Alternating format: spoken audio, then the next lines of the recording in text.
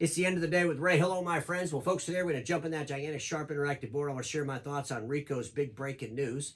Ricoh sells its U.S. IT services business. Here's a question. Was their strategy flawed? I believe absolutely it was. I'll share thoughts on that. And here's another question. Was Ricoh IT services ever profitable? I'm going to share some thoughts on that. But when I think about Ricoh's IT services business, when I think about Ricoh's aspirations around being a digital services company, I just believe Ricoh has a mindset of a product-centric company. And I want to go back in time and I want to talk a little bit about their IT services business.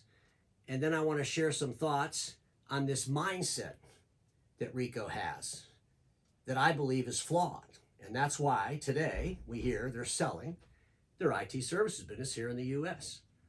Because I don't think they were ever an IT services company. They were a copier company that had a hobby selling some IT services.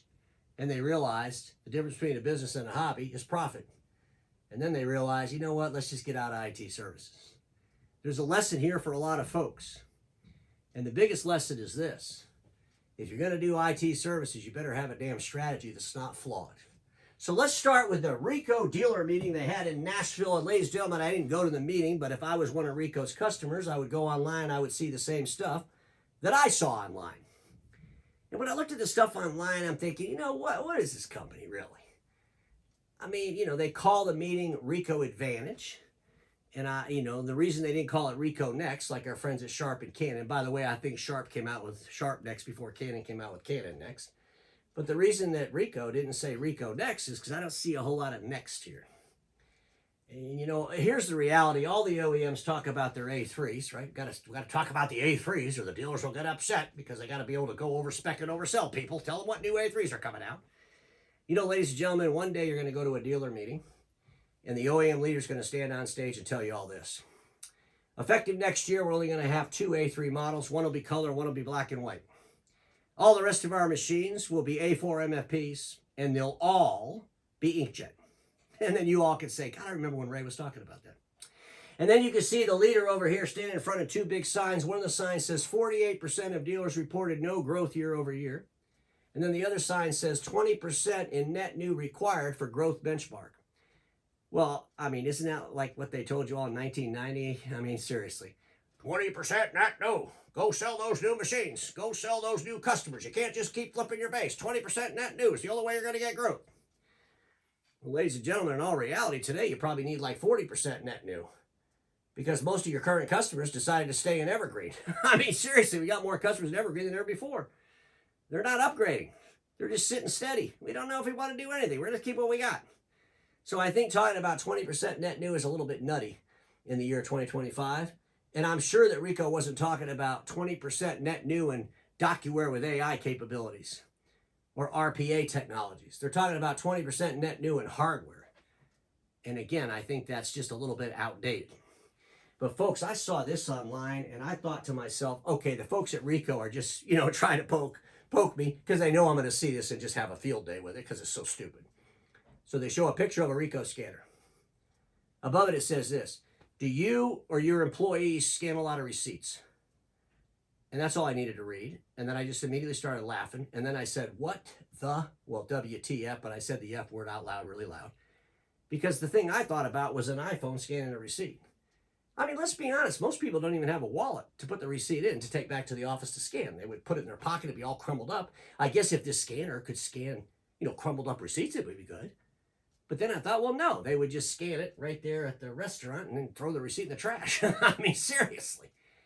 Does Ricoh really believe this? Do they believe that digital transformation, that digital services is about people scanning receipts in the office? I hope the hell they don't actually believe that. They did talk about DocuWare and AI. DocuWare with the AI hub. Well, any software you have today, it has to be AI compatible. It has to have AI functions because AI is an absolute permission to show up for any software in the world, just like any PC in the world, right? They talk about Ricoh Intelligence Automation AI agent. Again, permission to show up. But folks, I got to tell you, if I was in the audience and they start talking about DocuWare AI Hub, you know what I would think of? I would think of the Canada 40th survey. And I did an episode on it. But the Canada 40 survey went to 400-something dealers. And they said, we want to know the percentage of revenue of these different buckets of the deliverable. Document management, percentage of revenue for a dealer is 1.9%. Will DocuWare AI Hub bring that up to 5%, 10%? What's going to happen with that? Are they going to just blow it out of the water? Will DocuWare AI help a dealer sell more MFPs? Because I'm thinking that's what Ricoh thinks. I'm thinking seriously, that's what a lot of the dealers are thinking. And I think if we don't stop thinking about how we're going to sell more hardware and start thinking about how we're going to deliver better experiences in that intersection between the digital and physical world, we're going to lose. I would also ask all my dealer friends this question. Doesn't your end user have the capability to scrub all of their data through AI platforms right now without you? And the answer would be yes. So you better figure out how your AI platform is going to give an advantage over an AI platform from DocuWare or from an OEM. I'm just saying. And some of the OEMs, they might have some advantages. But then you got to ask yourself, how big is that advantage? And how can I scale that advantage? And how am I going to make money off that advantage? Because, folks, I saw this and I really went crazy. Again, I said WTF, I screamed the F word. Listen to this.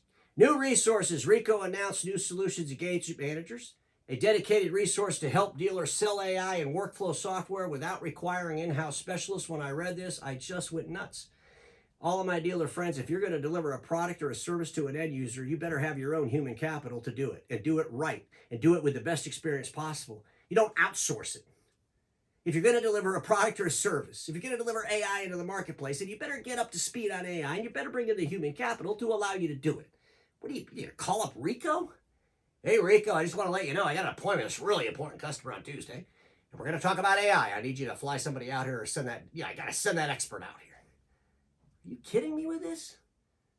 Dealers, please, don't deliver anything into the marketplace that you don't control yourself.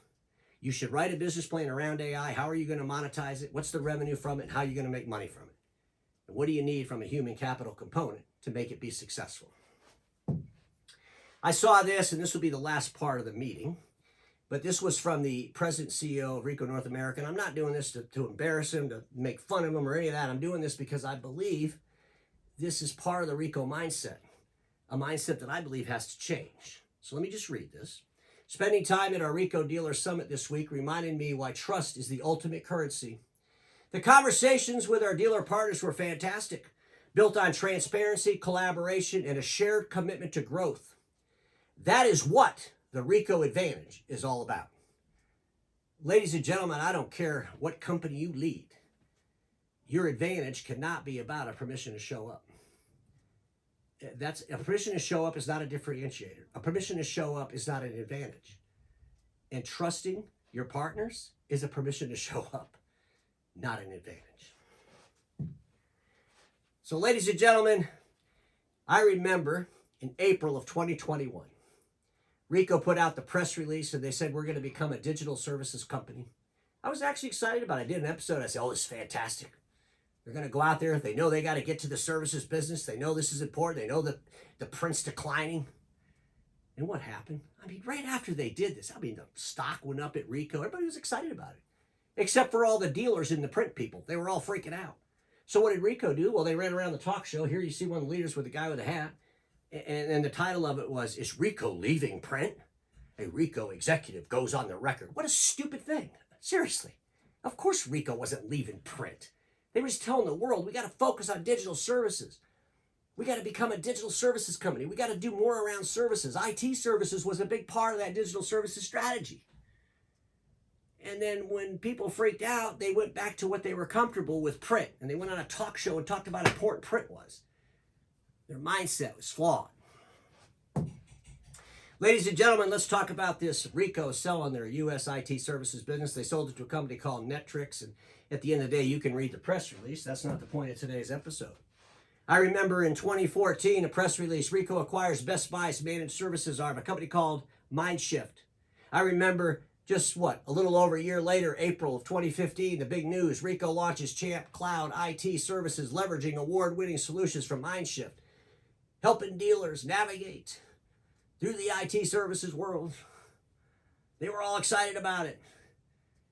folks, at the end of the day, IT services was a big part of Ricoh being a digital services company, right? Ladies and gentlemen, I remember the year 2017 when Ricoh had a $1.2 billion impairment charge. And they listed all the things around this impairment charge. MindShift was one of those things. Here's what they said about MindShift. Let me just read it to you. I will now explain the situation with MindShift. In keeping with our initial goals, acquisition of MindShift in 2014 enabled us to expand services in the United States, develop service offerings, and secure information technology expertise and know-how to build customer trust. At the same time, the market climate changed dramatically with the rapid penetration of cloud services and the entry of large information technology players into the small and medium-sized enterprise market. These factors made it increasingly unlikely that the company would generate the earnings we initially anticipated. Hence the impairment charge. But this is when Ricoh realized our strategy is flawed a little bit. They questioned their strategy, right? And then what did they do after 2017? Well, ladies and gentlemen, I talk about this every time I go through their financials. Ricoh bought 10 IT service-related businesses in Europe since 2017. There they are. I mean, I talk about this all the time. It's like, what the hell are you doing? So you realize doing this in the U.S. with MindShift didn't really work, right? Had the impairment charge, strategy, blah, blah, blah. Now let's try it in Europe. And then I kept telling you, well, pretty soon they're going to have an impairment charge in Europe. Pretty soon they're going to divest of these businesses in Europe. And now that I see them sell off the U.S. IT services business, I'm pretty sure they're probably going to get rid of all of these next. I also believe Konica will probably follow them. As a matter of fact, I thought Konica would sell all covered before Ricoh sold its IT services. So now I really believe Konica will be selling that pretty soon. Ladies and gentlemen, Ricoh ended their 2024 with a 2.5% operating profit, which is basically low. I keep telling them it's too damn low, right? And folks, this is the page that I really hone in on every time I do their financials. Ricoh has a business unit called Office Printing. They have a business unit called Office Services. In the Office Services business unit is where the IT services lives, where all their digital services live. The revenue from that globally is $6.3 billion. But they don't tell you what the operating profit is. Instead, what they do is they tell you what the operating profit is for Office Services and Office Printing together. And together the revenue is $13.1 billion in 2024 with an operating profit of 1.7%. Disgustingly low. And I've kept saying, what's the problem? They should be able to make money in Office Printing, right? So is the profit taking a hit because of Office Services? This is why it's so important that these folks, if they're really taking IT services serious, that they tell the whole world what their damn operating profit is on it. That's why I was so damn excited about Xerox. I just did their episode, a couple days ago, when I shared the third quarter results. They show the revenue of their IT services business and the margin. And folks, no one else does that. They might show the revenue, but then they lump it with other stuff. And at the end of the day, if Ricoh was showing the operating profit of just the Office Services, and it really sucked, well, guess what they would have had to do? They would have had to improve it. But when they lumped it all together, and quite honestly, even lumping it together, I think it still sucks at 1.7%. But could you imagine if it was only like 0.0%, 0.05%? Just so ridiculously low it scared the hell out of people? Maybe they would have had changed some disciplines. They would have had changed some mindsets. They could have been more successful at it. As long as they don't tell you the details, they'll never manage by those details. Folks, Ricoh will publish their second quarter numbers actually today. So next week, I'll go through and do a presentation on Ricoh's first 6 months. But there's a lot to think about in today's episode. If you're out there selling IT services, please focus, have the right mindset, because everybody watching me knows this. Status quo is the killer of all that'll be invented. Don't get stuck there, and I'll see you all tomorrow.